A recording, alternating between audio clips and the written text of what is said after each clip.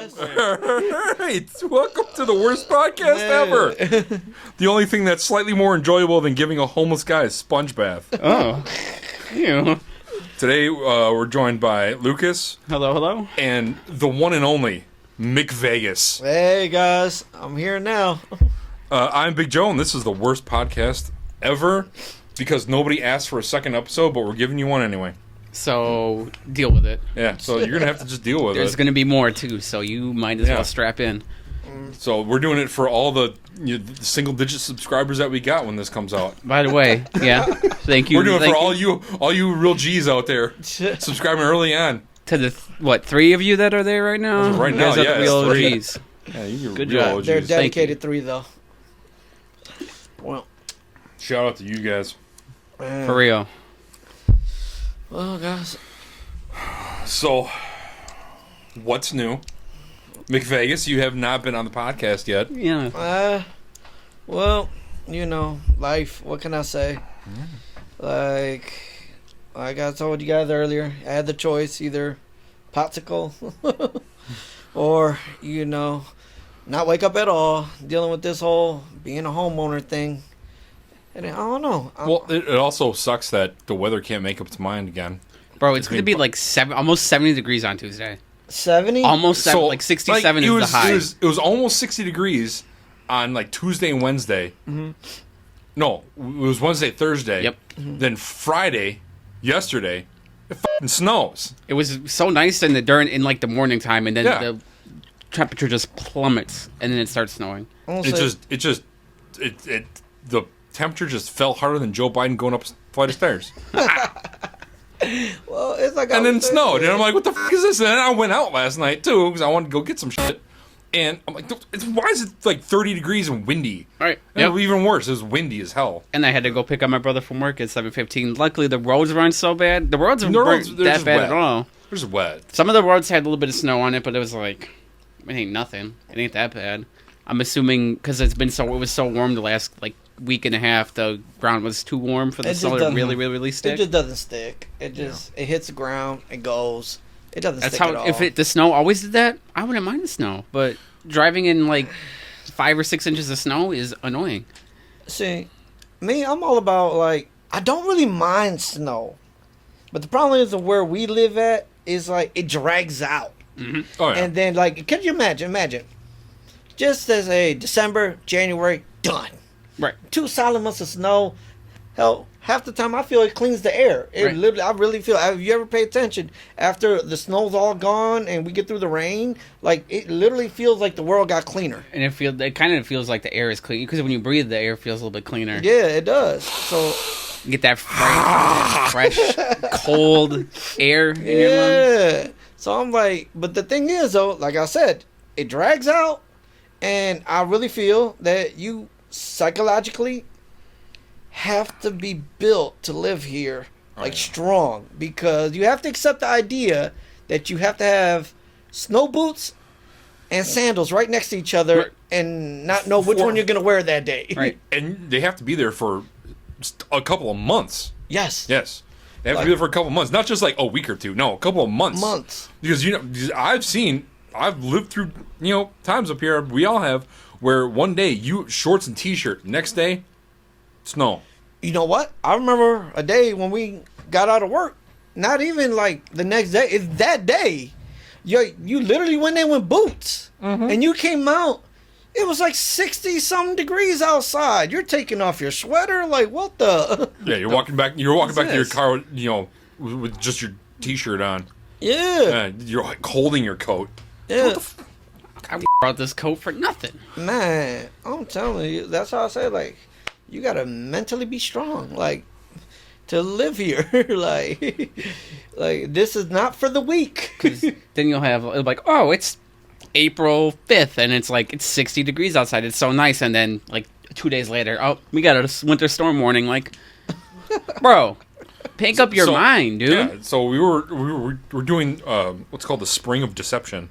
It's the El Nino that they call it right now? Spring of Deception right before third winter kicks in. Yep. And then we get summer, and then it's right back to winter again. Is what it just feels like. We never get like a good spring or a good fall. It's just like and then our spring summer, is winter. Sometimes when the spring does okay, snow's gone, spring is hitting, but the snow that was there right before spring was a lot. Yep.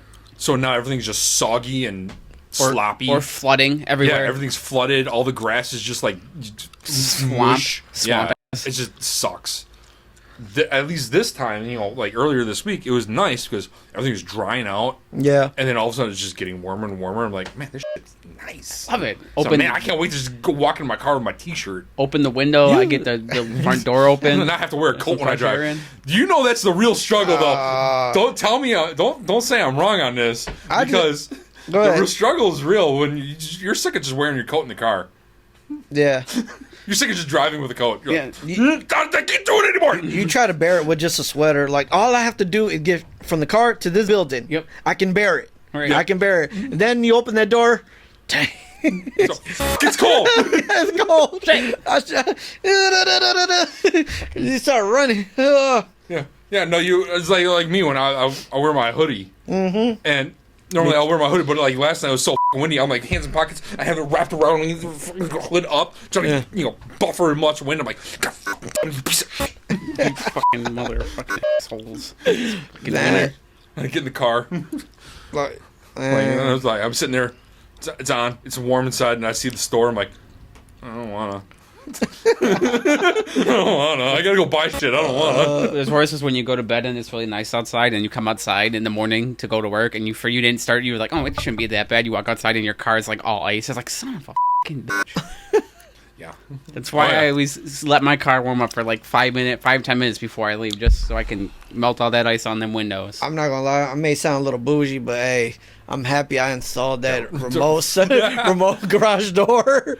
I feel rich every time I use it. I just go ahead and park my truck in there. Right. Okay, close it. Hey, ain't gotta worry about it no more. It's like, oh my goodness, it's like the little things like that make a huge difference during the winter. Oh yeah. Just knowing that I don't need to knock that snow off, and just knowing that all I have to do is start it, open the door, and in 2-3 minutes I'm good to go.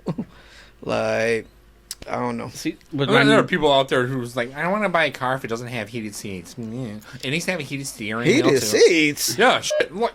Oh my god. Bruh.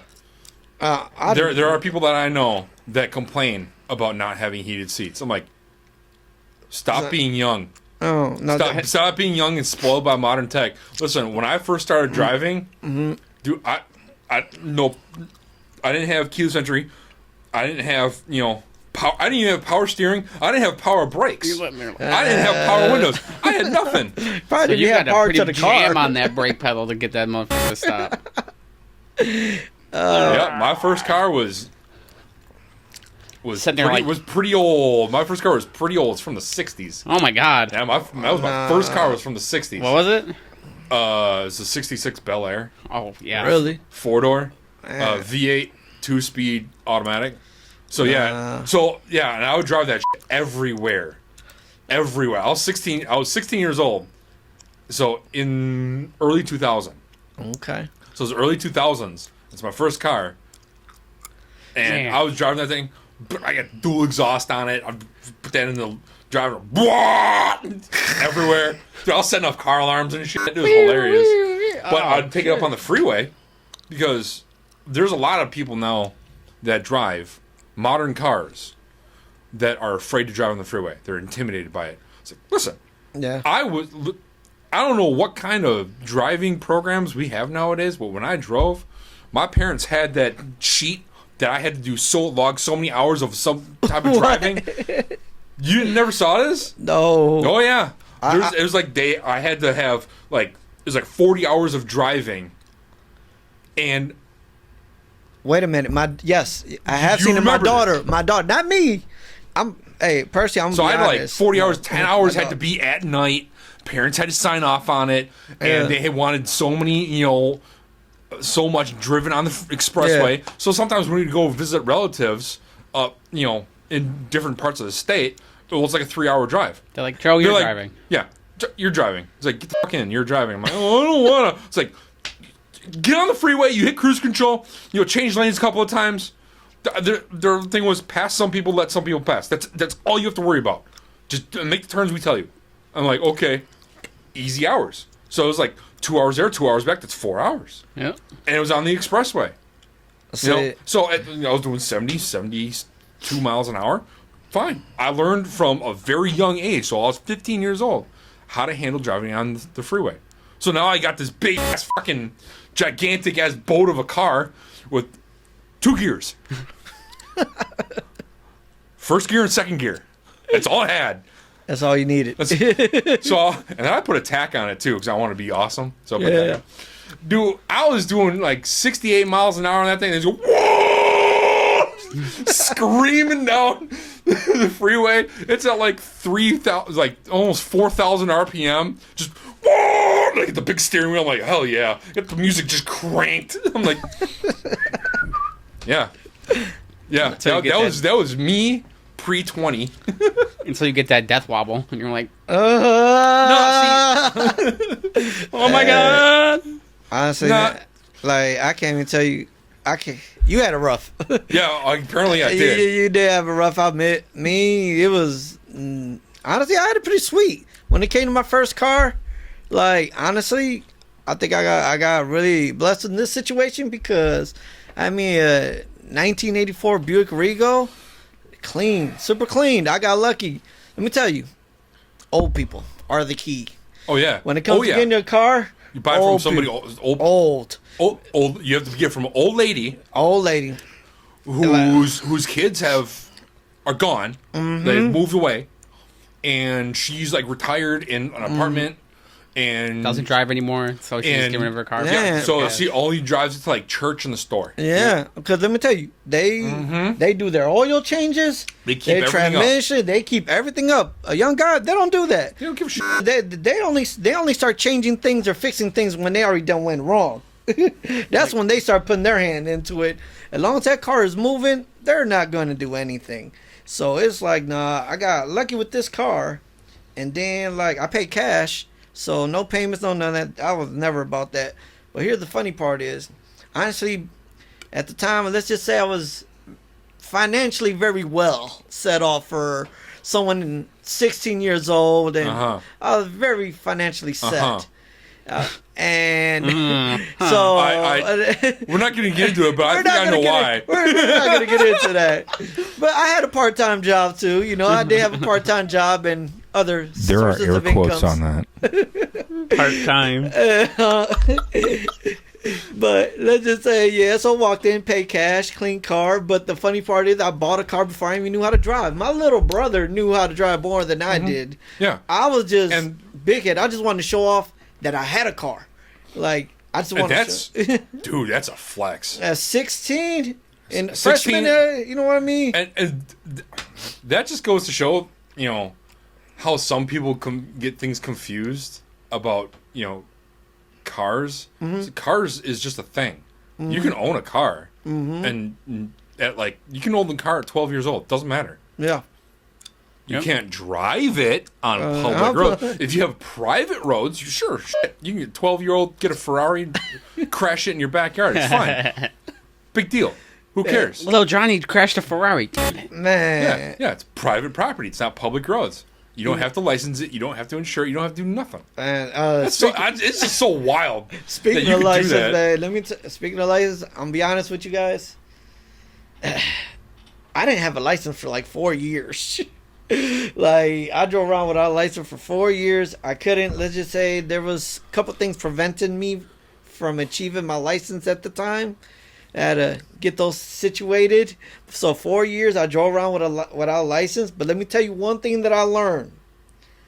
People generally that do not have a license are safer drivers. Yeah, because they're worried about usually getting pulled over or something happening. Exactly. You can't afford to get pulled over. You're getting man, you're stopping at all the stop signs.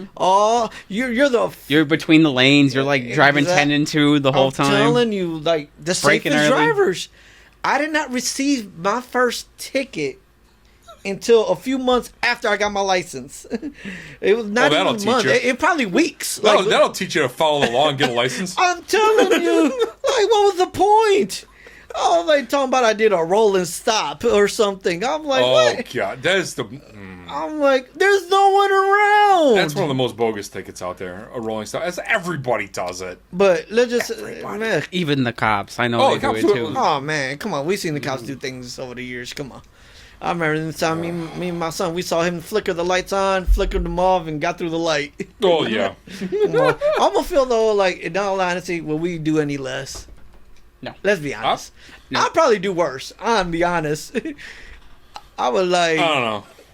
I can see me taking advantage. Like, I gotta take a shit, turn the lights on, and. Well, yeah. If you got a cold flying. brown, if you got a cold brown brewing, It's cold brown. yeah, you might have to use a little bit of your authority. You gotta get on the radio. I got a cold brown. I gotta throw these lights. Gotta throw these lights on real quick. Well, let's say you have a little attendance issue going on at work. You're on your way out. You're definitely gonna hit them lights. You're not gonna give a shit. Bro, You're like, I actually watched a video, a while ago where a cop pulls in his squad car, pulls over another cop in his squad car. is that the one he pulled over his boss and his boss was drunk? No, that's another good one though. But the thing is, the cop pulls him over because this cop was doing like 70 in a 35. I think with his lights on too. And so he pulls him over and says, "Where are you going?" So I'm going to work. You can't do that. You can't throw your lights on and do 70 miles an hour down, a back road that's 35 or something like that. Right. Just because you're late. He's like, you can't do that. He's like, so he does a little puffed up chest. I'm part of the whatever, office and department. And I was like, dude, doesn't matter. I'll give your ass a ticket any day. So you want to keep doing it? I'll arrest you too. I think he arrested him.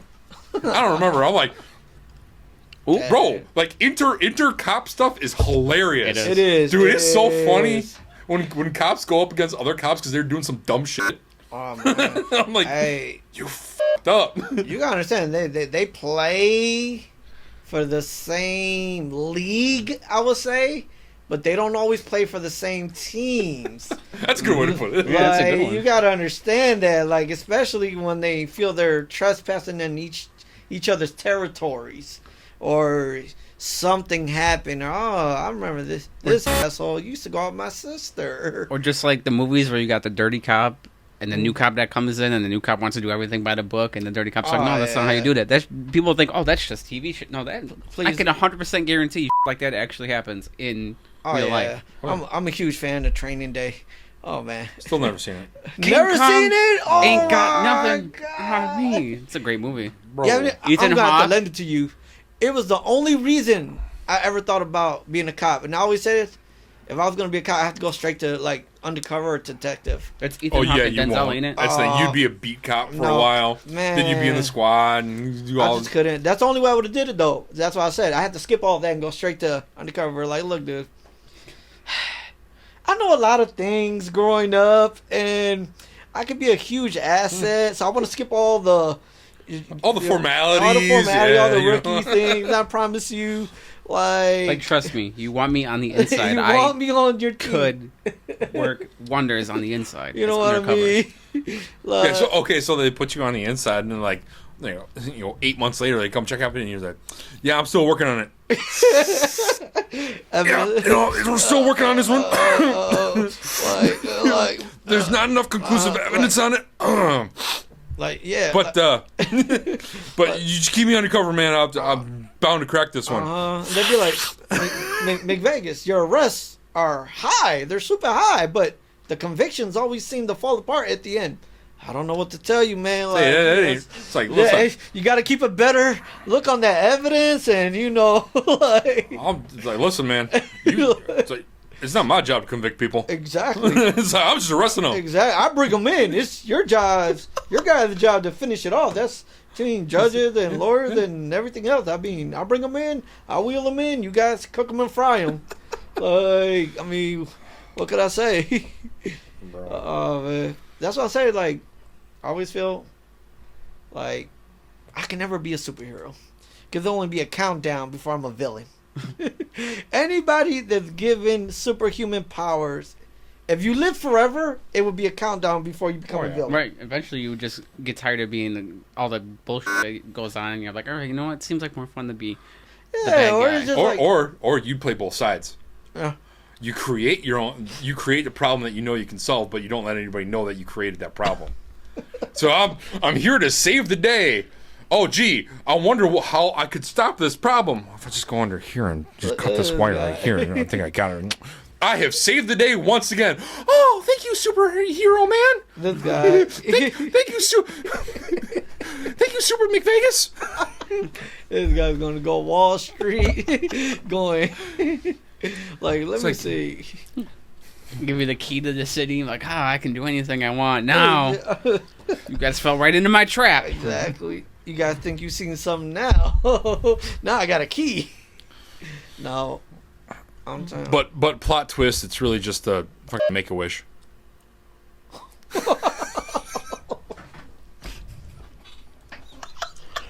What was his wish? Oh, he wanted to be a superhero and a villain at the same time. You have seen that one, right? Though, where the kid wants to be Batman for a day, and so they get the whole city like behind it, and they help him like capture like some guy dressed up as a Joker and stuff like that, and he like captures him and like and drags him up to like City Hall and stuff, and then they give him the key to the city. Like, yeah, wholesome as fuck, but like I gotta wipe a tear. It's So pretty good. adorable. It's pretty good. It's like the memes where it's like, I want a girl so hot, and I look like a Make-A-Wish kid that looked like he wished for pussy. Oh man, that's just wrong. That's every time I see that, I'm like That's me right there. Yeah. That's just wrong. I'll be getting vacations. I'll just be doing vacations. I mean, I've never been here. Of course you've never been here. You've been locked in a hospital room. Look, I'm dying, assholes. I want to go to Disney World. 10 years later, I've never been here.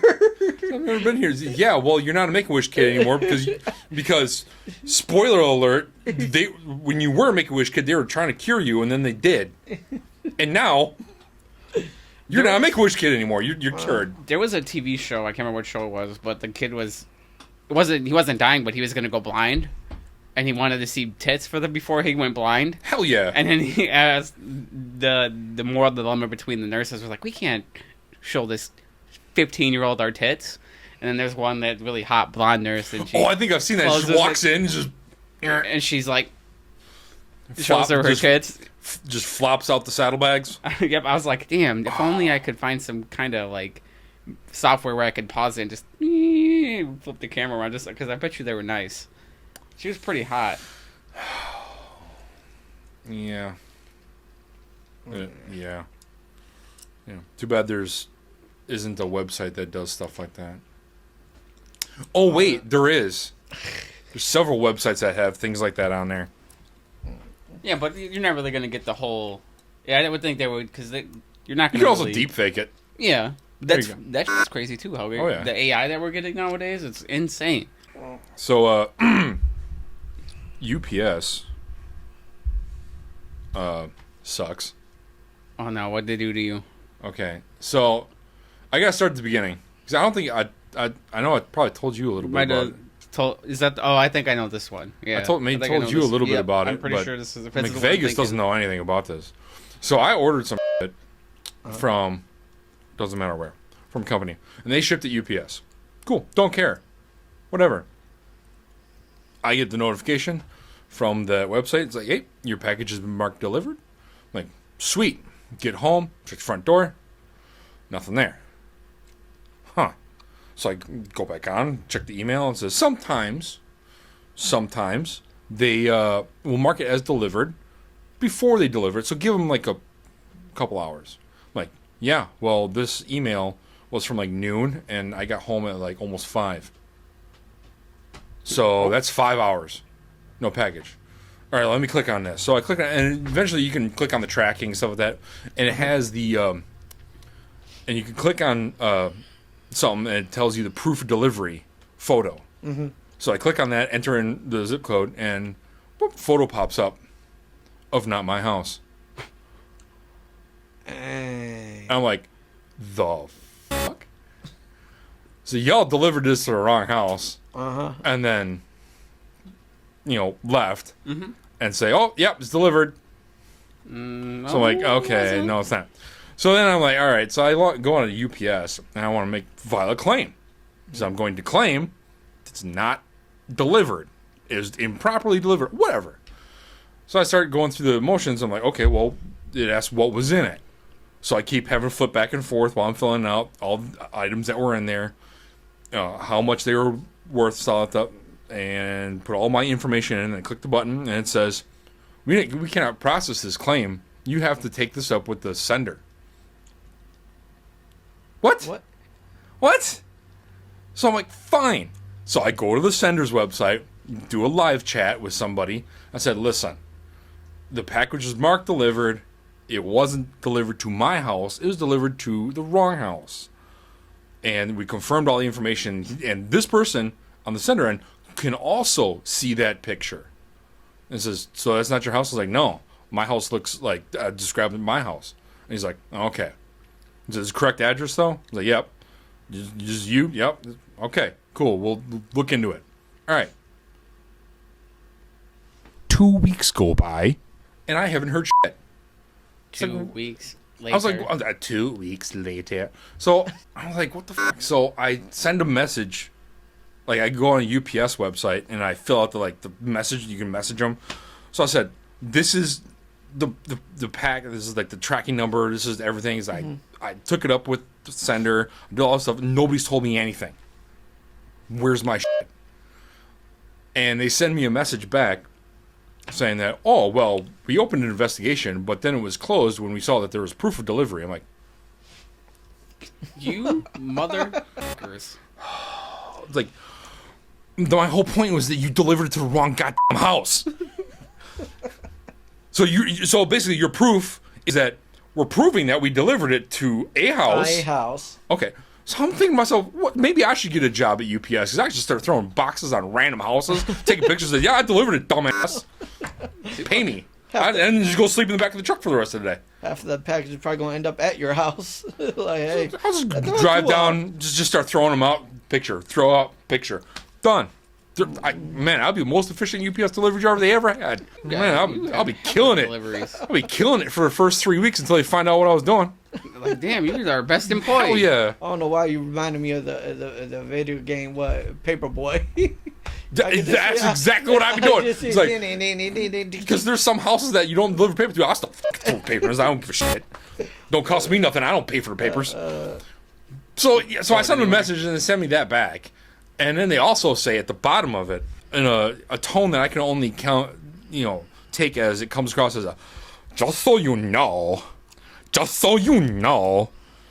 like that Karen. the address that I had in my UPS account that I created eons ago did not match the address that is on the package. I was like, what? Doesn't mean shit. Because you delivered to the address on the package, not the one that's on my file. On file. Even still, the picture that they said for delivery is not even that address. So this thing was just. So I'm just like struggling to grasp the concept of how these absolute knuckle draggers could say that they investigated it, closed it just because there's a picture. You can use Google. I don't know if they know this, but you can just type an address into Google and it'll show you the house. Right. So I type my address into Google and show me my house. And you can just do that, hold the two pictures and be like, yeah, you know what? That house that it goes to doesn't match the house that we took a picture of. No, didn't even do that. So I had to arrange a call and call them. Oh, God. And now, I couldn't understand a lot of what they were saying because they say so much of the same thing every day that they just start mumbling through it because it's all rehearsed and it's all scripted. Yeah, so I can get like every third word. Plus the quality of their whatever they're using is so. The headsets that they wear. Yeah, it's so bad. It's like it's like down their throat and they're mumbling. I'm like, dude, I can only get like every third word, so I'll just give them the information that I think they're asking for. Mm-hmm. So I give them that information, and then they tell me stuff I already know that everybody already told me. So then I get linked or transferred to the an investigation team, And they said, yeah, no, we had it open, then we closed it. Again, barely understand them. Oh, we'll open the investigation again. And it'll take about 8 business days. So at this point, this phone call is 3 weeks past the delivery date. Oh my God. So it's been 3 weeks. At this phone call, it's been 3 weeks since they put it on the wrong porch. 3 weeks.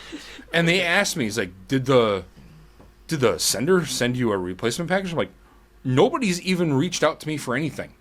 Like, they didn't reach out to me to send me another package because you told them that it was delivered. You guys haven't told me anything until I had to, send a strongly worded message to you. Nobody sent me emails. Nobody sent me texts. Nobody sent me smoke signals. I didn't get shit. All right? And you're asking like, I concocted this whole thing. So they'll look into it. I'm like, okay, is there anything else? I said, yes. Use Google. Google my address and then look at the picture that you took. And that'll easily tell you that it was sent to the wrong house. So then, of course, it sends me, so it's, okay, thank you, have a nice day. And it goes right over to a survey. Oh, boy. Man. Well, So how on a scale of 1 to 10, how likely are you to recommend UPS to another person? I'm like, 0. 3. I was generous with 3. 3 out of 10. Okay. See, Did you see the thing about Google? The Google AI? no. Oh, this was just recently. So if you go on YouTube, you might find some videos about it. But the Google AI is racist. Well, really? Yeah. Wow. Because when you ask it to create an image of any person, like a historical figure, celebrity, whatever, and let's just say, like the one that somebody asked was George Washington. Give me an AI image of George Washington. Okay. Let me just ask you this: was George Washington black? No. What? According to Google, he was. So they created a black George Washington. So like, okay, what about the Pope? Black Pope. Every single thing that you ask it to create about a person, that person is black. Every single thing. And then Google came out and said, "Oh, Oops, we yeah, fucked no, up. they fucked up." Idiots. It's crazy. I was like, "What the hell?" That's because the way things are now. Yeah, they programmed that wrong. Oh my goodness, they just Like, trying to accommodate to everybody. Like, Yeah, but here's the thing: is like trying to be Not more be more diverse. You're They being have more excluded racist. everything and basically because everything is now that one thing. That's the opposite of diversity. All right, you know what? I think that's about ready. We're gonna end it there on some. So, you've been listening to the absolutely worst podcast ever. Please like, subscribe, share, leave a comment, or don't. I don't care, whatever. Let everybody know to join in the pain of listening to the worst podcast ever. I guess I'll see you guys later in the next one.